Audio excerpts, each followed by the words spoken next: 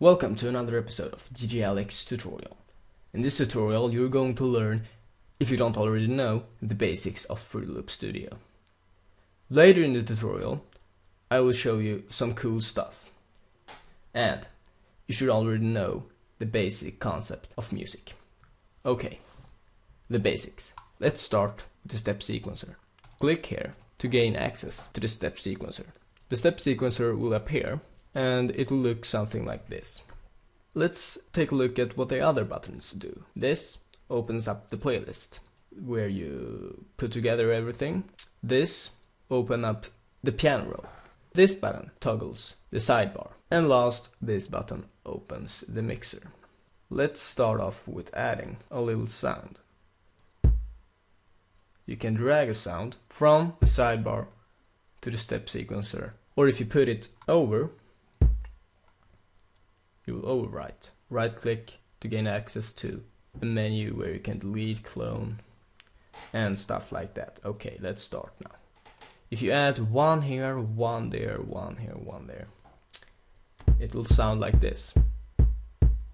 Let's take a look at how to make, well, a song. First of all, add some instruments. Just drag and drop.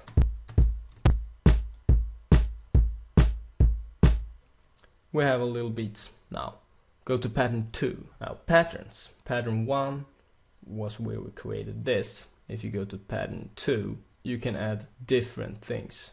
You can go up to 999 different patterns, and that's a lot. Okay, pattern 2. Let's add a generator. A generator is a virtual synthesizer of some sort. To add one, right click, insert. Let's take 3 oscillator.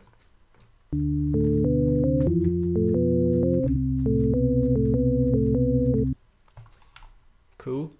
Well, it's not that good sound because it's just a sine, but let's use that for now.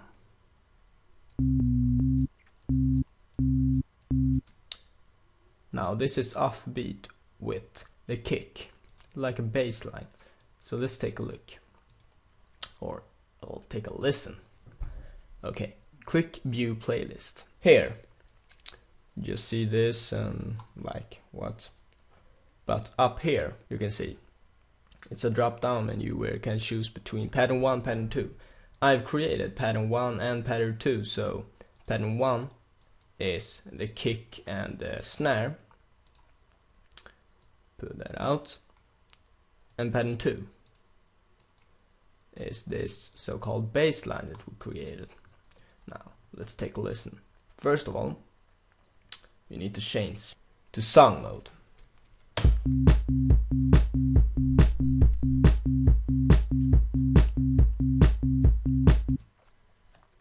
Pretty cool. Now, if I want to make it more interesting, I can just change some things here, like it will go up and up and up. And take a listen again.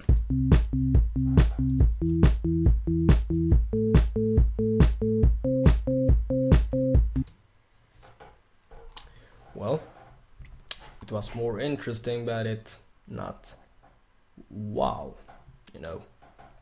It takes a little bit more work to do our wow work. Okay, now let's add some effects to this.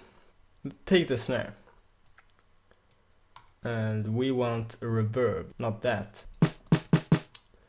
Now, instead of looking for another sound here, we can just add an effect. Up here, in the channel options, there is an option, assign to free mixer track. This opens up the mixer channel. The mixer allows you to add different samples, generators, and where you can add 8 different effect plugins. We have this.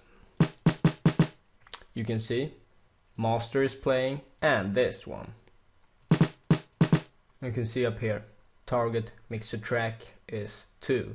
If we change that to 3, not 3, it changes. Now let's add a fruity reverb. Where can it be? There. Hear the difference?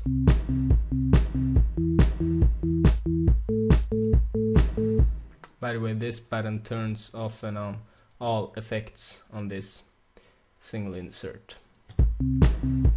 Now that was pretty cool. We've learned how everything works together. Time for the fun stuff, the tips and the tricks. I want fast access to my own sound library, like these sounds. You can do like this. Add a sound like that.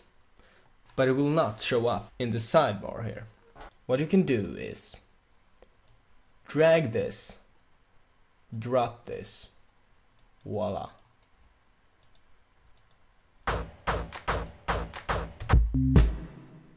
It was the same sound I added from the Windows browser.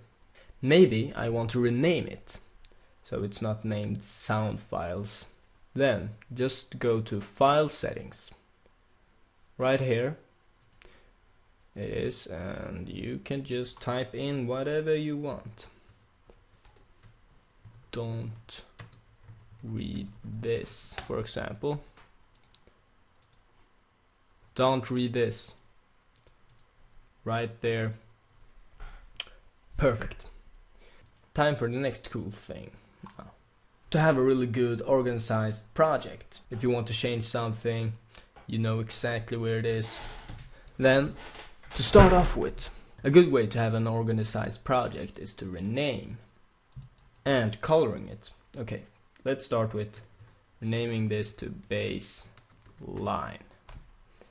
Here, you can choose a neat color. Let's choose red. And take this.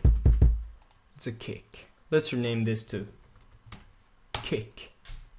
And this one to snare. Now these two don't need to be colored. Select these two. Channels.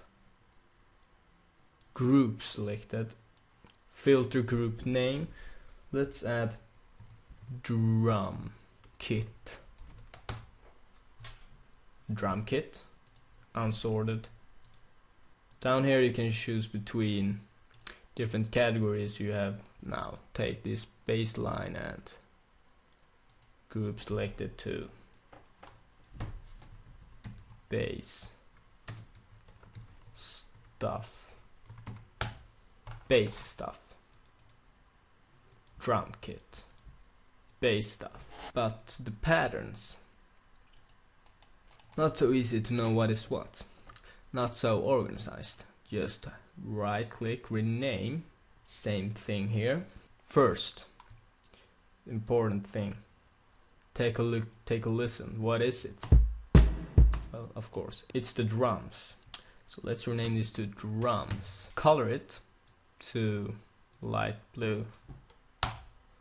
Notice it changed here too. That's the nice thing about this. And this one is of course the bass line. So let's change this to bass line. Color red. You can change the name of the tracks too. So rename track 1. Let's rename this to drum track. Color light blue.